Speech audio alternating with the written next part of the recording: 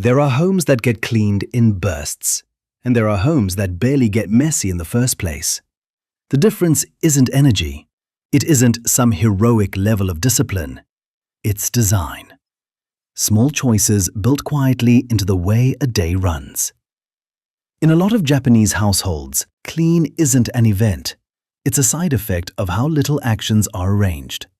The setup is gentle enough that it never feels like work, but firm enough that mess never picks up speed. What you're about to hear isn't a list of cleaning tricks. It's a set of patterns that lower friction, cut visual noise, and shrink the number of decisions that create clutter in the first place. And it doesn't matter if you live in a different country, a different kind of home, on a completely different schedule. These still translate, because they're not about architecture. They're about psychology, made physical.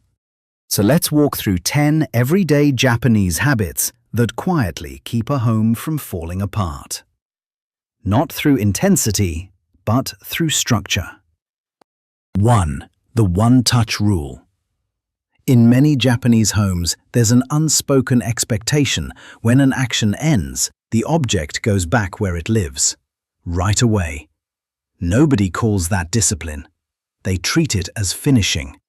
You take off a jacket, the action isn't done when it leaves your shoulders, it's done when it's on the hook. You drink your tea. The moment isn't over when the cup is empty. It's over when the cup is rinsed and put away. This closes what psychologists call open loops. Little unfinished tasks that keep tugging at your attention in the background. A chair with clothes draped over it isn't just clutter. It's a reminder that something's incomplete. Close the loop in the same moment, and objects never sit in limbo. They never become tomorrow's problem. They never become a pile. Try it on one category first: keys, bags, or dishes. Treat putting it away as part of the action, not a separate chore. The room starts to feel calmer, not because you cleaned more, but because you left fewer things hanging. 2. The boundary at the door. In Japan, most homes draw a clear line between outside and inside. The entryway isn't just where you step in, it's a transition point. Shoes come off, outdoor dust stays behind. The inside stays a protected zone. Even without a traditional entry step, you can recreate the idea. A small mat, a defined shoe spot, indoor slippers or socks. The effect is bigger than it looks. Floors stay cleaner longer. Dust spreads slower. You clean less often without even trying. And there's a mental shift too. Crossing into your home becomes intentional. You pause for a second. You switch from outside mode to inside mode. That tiny ritual reinforces the idea that your home is cared for, not just an extension of the street. When the boundary is clear, upkeep gets easier, because less mess is allowed in to start with. 3. Own things on purpose. A mindset you'll find in a lot of Japanese homes: possessions aren't neutral. They're responsibilities. An object with no role is future disorder waiting to happen. An object with a clear job and a clear place rarely causes trouble. This leads to quieter buying habits. Before something comes in, there's a quiet question. Where will this live, and what will it actually do? When there's no good answer, it usually doesn't come home. Not out of strict minimalism, just practical foresight. The payoff is fewer homeless objects, the kind that drift from surface to surface because nobody knows where they go. Want to try it? Pick one small area, a drawer, a shelf. Take everything out. Put back only what has a real use and a real home. Watch how fast that spot stops getting messy, once every object has a reason to be there. 4. Maintenance in tiny intervals. Instead of waiting for visible mess to justify a big cleaning session, many Japanese households maintain in short, almost invisible bursts. The counter gets wiped while the water boils. The sink gets rinsed right after use. The mirror gets cleared before the droplets dry. Each one takes under a minute. On their own, they seem too small to matter. Together, they stop build-up before it starts. This is how habits actually form. Small, repeatable actions tied to things you already do. You're not starting to clean. You're just extending what you're already doing by a few seconds. Because the dirt gets handled at the earliest stage, it never grows into the kind of job that drains you. The home stays in a steady state of lightly maintained, instead of swinging between neglect and exhaustion. 5. Everything has an address. In many Japanese homes, objects aren't just stored, they're assigned. Each item has an address, a specific drawer, basket, hook, or shelf that everyone understands as its default spot. When an item has an address, putting it away isn't a decision. It's a single movement. And decision fatigue is one of the hidden engines of mess. When you're tired, even a tiny question like, "Where does this go?" becomes a reason to delay. So the thing stays out. Clear addresses erase that friction. Putting away becomes automatic. Build it gradually. Start with the items you touch most: remotes, chargers, mail, kitchen tools. Give each one a defined home. Make returning it the standard ending to using it. Over time, your surfaces stop being temporary parking lots, and tidying stops feeling like a task and starts feeling like a reflex. 6. Use the height of the room. Space in many Japanese homes is tight, and that pushes you to think vertically. Walls aren't empty backdrops, they're storage. Hooks hold bags and coats. Shelves lift things off the counter.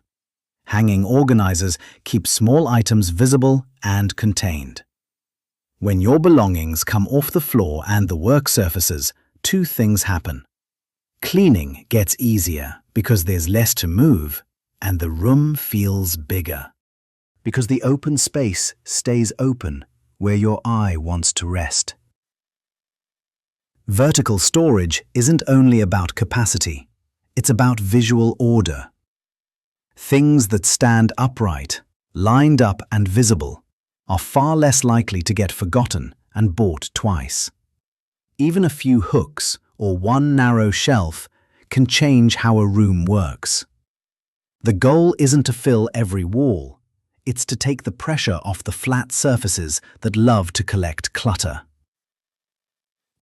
7. Reset the kitchen as you go. In many Japanese kitchens, cooking and cleaning aren't separate phases, they're woven together. While something simmers, the used utensils get rinsed, spills get wiped the second they happen. Packaging gets cleared before the next step. This keeps the whole environment stable. By the time the meal is done, the kitchen is already close to where it started. And there's a psychological payoff. Your brain stops linking cooking with a looming mess. The process feels contained, not chaotic. Try keeping a cloth or sponge within reach while you cook. Treat the pauses in the recipe as little reset moments.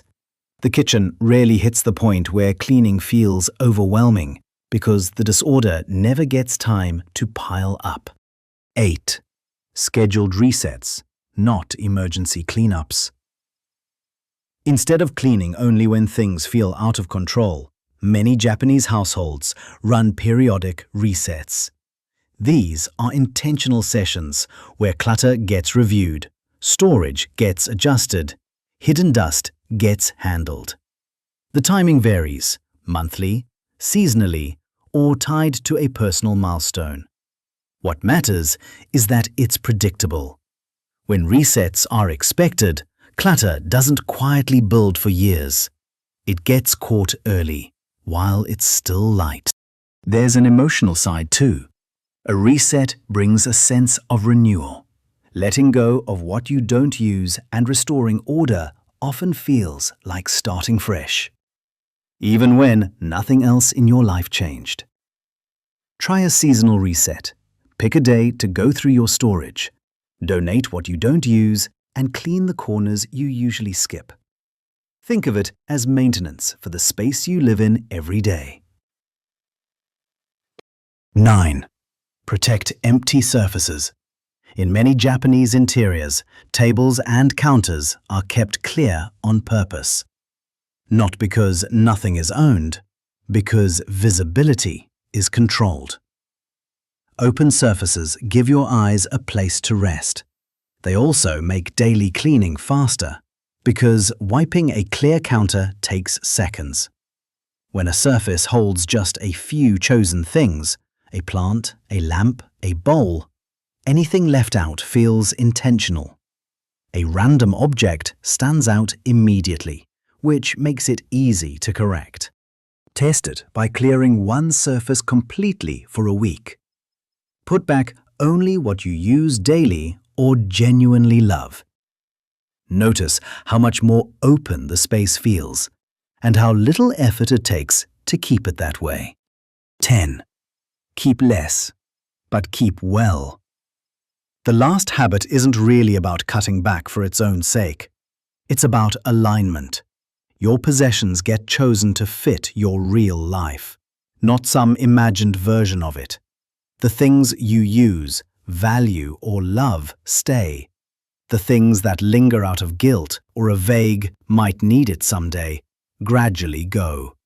Fewer items mean fewer decisions, fewer storage headaches, fewer things that can fall out of place. But the point isn't emptiness, it's clarity. When a home holds what actually fits your routines and values, upkeep gets lighter. You're not constantly managing excess. You're caring for a smaller, more intentional space. Before you bring something new home, pause and picture where it'll live and how often you'll really use it. That one small moment of foresight can spare you years of quiet clutter.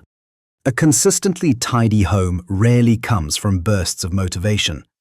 It comes from systems that make mess inconvenient and order natural.